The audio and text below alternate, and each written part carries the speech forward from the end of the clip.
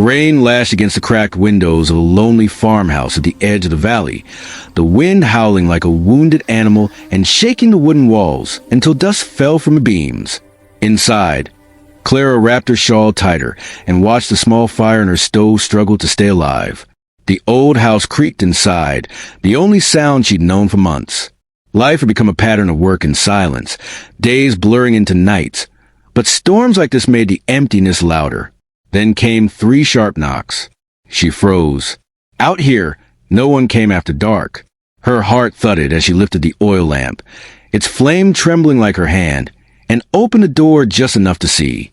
A man in a cowboy hat stood in the rain, soaked to the bone, and beside him, a little girl clutching a small bag, her eyes wide with fear. "Please," the man said softly. "We lost our way in the storm. Just one night of shelter." Clara hesitated. She barely had food for herself, but when she saw the child's pale face, she stepped aside. "Come in," she whispered. No one should face a storm alone. They stepped inside, dripping water onto the old floorboards.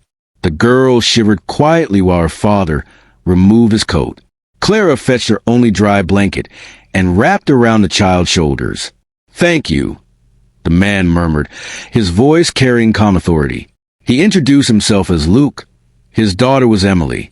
Clara offered the small piece of bread left from supper. Luke tried to refuse, but Emily looked at it as if it were gold. "It's all I have," Clara said gently, "and tonight it's enough for 3. As the fire crackled, warmth returned to the room. Luke's eyes wandered over the simple shelves, the broken clock, the faint smell of soap and lavender. "You live here alone?" he asked. "Since my parents passed," she replied. "It's not much, but it's home." He nodded. His voice and manners didn't match a poor traveler's. Still, Clara didn't ask. Some stories weren't ready to be told. Emily fell asleep by the fire, her small hand resting near the flames. Luke looked at his daughter, then at Clara. "You must think it's strange. 2 strangers knocking on your door in a storm." She smiled faintly. "Storms don't ask permission." Luke chuckled. "You sound like my wife. She used to say things like that." His tone broke slightly, and Clara realized the grief behind his eyes. She spoke softly. "I once dreamed of being a teacher, but dreams don't pay bills, so I stayed." Luke replied, "Dreams don't die, Clara. They just wait for the right time to wake up." For a moment, their eyes met across the firelight. Outside, thunder rolled again, but inside, something small and hopeful flickered. Morning brought silence and sunlight spilling through wet windows. Clara woke to find Luke outside repairing her broken fence. Sleeves rolled up, hands steady. She watched, surprised. When she thanked him, he said, "Couldn't sleep, thought I'd fix it." Over breakfast, he tried to pay her. She refused. "You needed help, not a bill," she said. Emily smiled and tied a small blue ribbon around Clara's wrist. "So you won't forget me," she said. Luke tipped his hat. "You've given us more than shelter. You gave us peace." They left at sunrise, the wagon disappearing down the muddy road, and the farmhouse felt even quieter. Days passed. The rain stopped, but the struggle returned. Her goats fell ill, the roof leaked, and the market paid her almost nothing.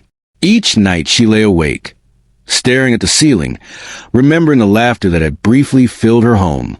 "Maybe kindness doesn't come back," she whispered one evening, tears glistening in the lamplight.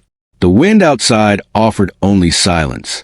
Then, one afternoon, hoofbeats broke the stillness. A rider stopped at her gate. "Are you Miss Clara?" he asked. She nodded. The man handed her an envelope sealed with a golden emblem. "From Mr. Luke Harrison," he said before riding away. Clara's heart skipped. She'd heard that name, the richest ranch owner in Texas. Hands trembling, she opened it. The letter read, "To the woman who gave a stranger warmth when she had none to spare. Thank you, Luke Harrison." Beneath it was a folded deed. A note said, "For one night of kindness, you gave my daughter a memory richer than gold. Let me return a fraction of what you gave us." Clara gasped, clutching the paper to her chest. "It was just one night," she whispered, tears falling. A week later, the sound of wheels returned. A black carriage stopped at her gate. Luke stepped down, smiling, with Emily running ahead. "Miss Clara," the girl shouted, hugging her tight. Clara laughed through tears. "You came back." Luke tipped his hat. "I couldn't just send a letter. I needed to see the woman who reminded me who I am." She smiled softly.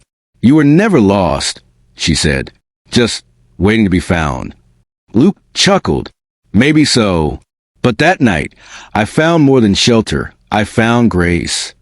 They sat on the porch as the afternoon sun painted everything gold. He explained he'd been traveling to inspect his ranch when the storm overturned his carriage. "If not for you," he said, "I don't know what would have happened." Clara looked at the blue ribbon still tied to her wrist. "It wasn't much," she said quietly. "It was everything," Luke replied. Then he asked, "You once said you wanted to be a teacher. There's a schoolhouse on my land. It needs someone kind and patient. Would you consider it?" She blinked, speechless. "A teacher? Every child deserves a heart like yours," he said simply. Tears filled her eyes. "Yes, I'd love that." Weeks later, laughter filled the open fields of the Harrison Ranch. Clara stood before a small wooden schoolhouse, teaching children beneath the wide sky. Emily sat in the front row, waving each time Clara looked her way. Luke watched from a distance, leaning on the fence, his hat low and his smile quiet. When class ended, Emily ran to Clara. "See, Daddy," she said proudly. "Miss Clara made everyone smarter." Luke laughed, warm and free. Clara looked around, the fields, the sky, the sound of joy, and felt her dream alive again. As the sun lowered, Luke walked beside her toward the barn. "Funny thing about storms," he said.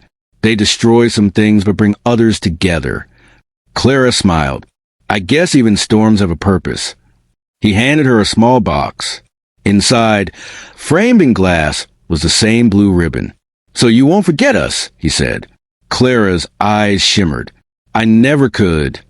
The sun dipped behind the hills, and the ranch lights began to glow. The girl who once had nothing now had everything that mattered: a purpose, a home, and proof that kindness. ChatGPT can make mistakes. Check important info.